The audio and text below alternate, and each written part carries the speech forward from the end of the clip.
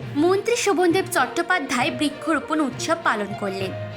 23শে জুলাই খড়দাহ মুড়াগাছায় বৃক্ষরোপণ কর্মসূচিতে এসে নিজের হাতে বৃক্ষরোপণ করলেন তিনি। এই অনুষ্ঠানে তিনি বেশি করে গাছ লাগানোর বার্তা দিয়েছেন এবং তিনি ভোট প্রসঙ্গে বলেন, কেন আমরা বাগদা হেরেছি, অন্যান্য জায়গা হেরেছি, এইসব কারণগুলো তো আছে, এসব পর্যালোচনার মধ্যে থাকবে। পার্লামেন্ট ভোটে আমি প্রচণ্ড খেটেছি, আমার সাধ্য মতো খেটেছি। এবং তিনি বললেন, আপনি দেখবেন না ক্ষমতাকে কাজে লাগিয়ে আমি বড় লোক হচ্ছি কিনা। আপনারা তো আমাকে নেতা বানিয়ে দিয়েছেন, আপনাদের দেখা উচিত আমি আপনাদের সাথে ভালো ব্যবহার করছি কিনা। না দেখলে গণতন্ত্র ধ্বংস হয়ে যাবে।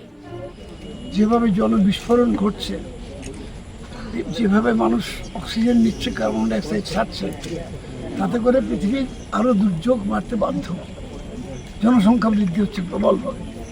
এই জায়গায় দাঁড়িয়ে যত অনুষ্ঠান হয়, সে বলুন পুজো বলুন, বলুন তা বলুন, সব কিছুই বলছেন, খেলা, ক্রিকেট, ফুটবল, কোনোটাই করা যাবে না যদি পৃথিবীটা না ঠিক করে থাকে।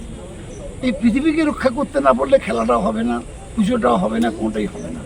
তো আমার কাছে মনে হচ্ছে সবচেয়ে প্রায়োরিটি আজকে আমার কাছে, সবচেয়ে প্রায়োরিটি গাছ লাগানো। গাছ ছাড়া অল্টারনেটিভ কিছু নেই আমাদের সামনে পৃথিবীকে বাঁচানোর জন্য। সো ব্যারাকপুর পঞ্চায়েত সমিতি 2 নম্বর পঞ্চায়েত সমিতি যেটা করেছে, আমি তাদের সাধুবাদ জানাই।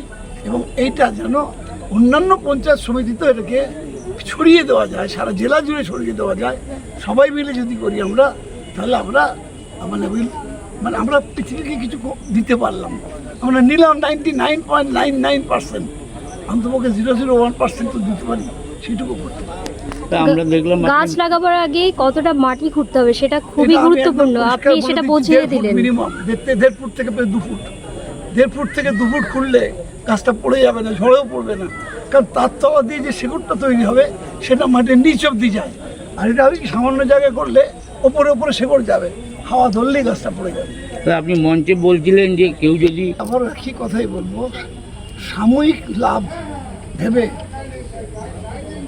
ভবিষ্যৎটা অন্ধকার করে দিও না।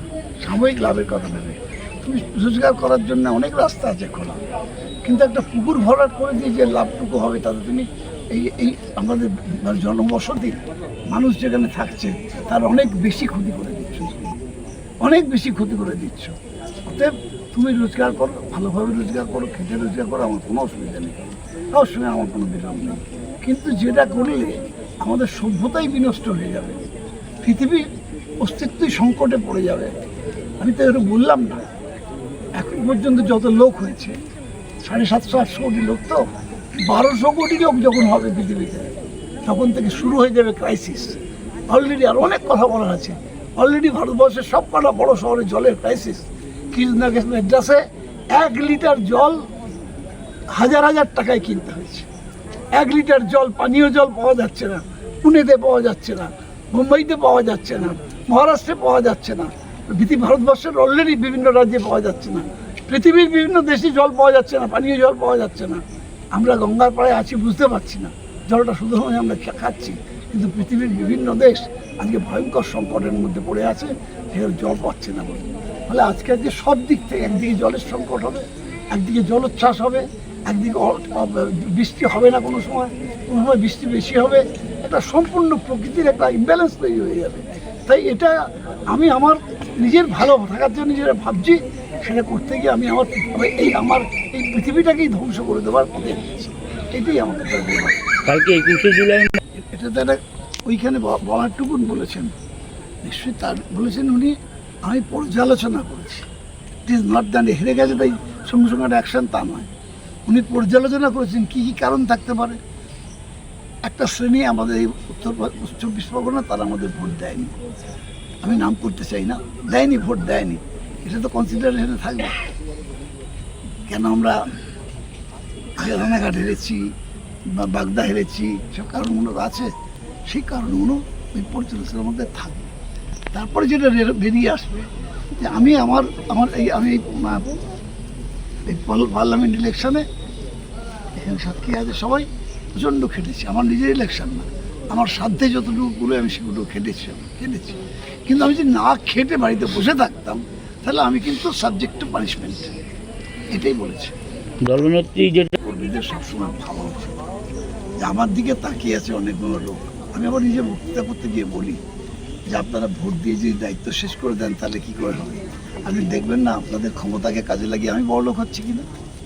আপনি তো আমার নেতা করে দিলেন, এবার আপনার ক্ষমতাকে কাজে লাগিয়ে আমি বড় লোক হচ্ছি কিনা দেখবেন না আপনারা। আমার জীবন যাত্রা পাল্টে যাচ্ছে কিনা আপনি দেখবেন না। আমি আপনাদের সঙ্গে ভালো ব্যবহার করছি কিনা দেখবেন না আপনারা, দেখতে হবে। না যদি দেখেন তাহলে গণতন্ত্র ধ্বংস হয়ে যাবে। খড়দাহ মুরাগাছা থেকে মানসী বসুর রিপোর্ট, চেতনা বার্তা। জেগে থাকে, জাগিয়ে রাখে।